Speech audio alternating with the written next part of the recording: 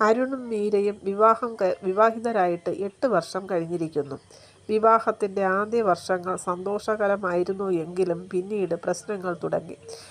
വീട്ടുകാര്യങ്ങൾ മാത്രം നോക്കിയിരുന്ന മീരയെ അരുൺ പലപ്പോഴും വില കുറച്ചു കാണാൻ തുടങ്ങി. നിനക്ക് സ്വന്തമായി വരുമാനമില്ല, എൻ്റെ സഹായമില്ലാതെ നിനക്ക് ജീവിക്കാനാകില്ല എന്നൊക്കെ പറഞ്ഞ് അരുൺ പലപ്പോഴും മീരയെ പുച്ഛിക്കുമായിരുന്നു. ആ വാക്കുകൾ മീരയെ വേദനിപ്പിക്കുന്നുണ്ട് എങ്കിലും അവൾ പരമാവധി എല്ലാം സഹിച്ചു. അവസാനം ഒത്തുപോകില്ല എന്ന് മനസ്സിലായപ്പോൾ അവർ പിരിയാൻ തീരുമാനിച്ചു. വിവാഹമോചനത്തിന് ശേഷം അരുൺ തൻ്റെ ജീവിതവുമായി മുന്നോട്ടു പോയി. ഏതാനും മാസങ്ങൾക്കു ശേഷം നീലിമയെ വിവാഹം കഴിച്ചു. മീരയുടെ അവസ്ഥ മോശമായിരിക്കുമെന്ന് കരുതി അരുൺ വളരെയധികം സന്തോഷിച്ചിരിക്കുകയായിരുന്നു. ഒരു ദിവസം ഒരു സുഹൃത്തിൻ്റെ വിവാഹത്തിന് ക്ഷണം ലഭിച്ചു. അവിടെ മീരയും പങ്കെടുക്കുമെന്നറിഞ്ഞപ്പോൾ അവൻ്റെ മനസ്സിൽ ഒരു മോശം ചിന്ത വന്നു.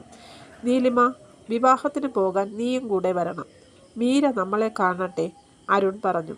വിവാഹദിനം എത്തി. ആഘോഷം നിറഞ്ഞ ഹാളിലേക്ക് ഇരുവരും പ്രവേശിച്ചു. അരുൺ മീരയെ അവിടെയെല്ലാം തിരഞ്ഞു. വില കൂടിയ സാരി ധരിച്ച് ആത്മവിശ്വാസത്തോടെ നിൽക്കുന്ന ഒരു സ്ത്രീ.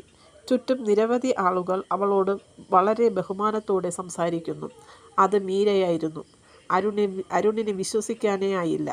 അവളെക്കുറിച്ച് അന്വേഷിച്ചപ്പോൾ അവൻ സത്യം അറിഞ്ഞു. വിവാഹമോചനത്തിന് ശേഷം മീര തൻ്റെ പഠനം പൂർത്തിയാക്കി. ചെറിയൊരു ഓൺലൈൻ ബിസിനസ് ആരംഭിച്ചു. കഠിനാധ്വാനത്തിലൂടെ അത് വലിയ സ്ഥാപനമായി വളർന്നു. ഇപ്പോൾ നിരവധി സ്ത്രീകൾക്ക് ജോലി നൽകുന്ന വിജയകരമായ ഒരു സംരംഭകയായിരുന്നു മീര. അതേസമയം അരുൺ ജോലി ചെയ്യുന്ന കമ്പനിയിൽ സാമ്പത്തിക പ്രശ്നങ്ങൾ ആരംഭിച്ചിരുന്നു. അവൻ്റെ ജീവിതം പഴയതുപോലെ അത്ര സുഖകരമായിരുന്നില്ല. മീരയുടെ അടുത്തേക്ക് ചെന്ന അരുൺ ചോദിച്ചു, ഇപ്പോൾ എങ്ങനെയുണ്ട് മീര? വളരെ സന്തോഷം, മീര ചിരിച്ചുകൊണ്ട് പറഞ്ഞു. അപ്പോഴാണ് ചില സ്ത്രീകൾ മീരയുടെ അടുത്തേക്ക് വന്ന് നന്ദി പറഞ്ഞത്. ചേച്ചിയുടെ സഹായം കൊണ്ടാണ് ഞങ്ങൾക്ക് ജോലി കിട്ടിയത്. അത് കേട്ടപ്പോൾ അരുൺ തലകുനിച്ചു. ജീവിതത്തിൽ ആരെങ്കിലും നമ്മളെ തള്ളിക്കളഞ്ഞാൽ അതുകൊണ്ട് ജീവിതം അവസാനിച്ചിട്ടില്ല, അത് ഒരു പുതിയ തുടക്കമാകാം. ആ വാക്കുകൾ കേട്ട അരുൺ നിശബ്ദനായി.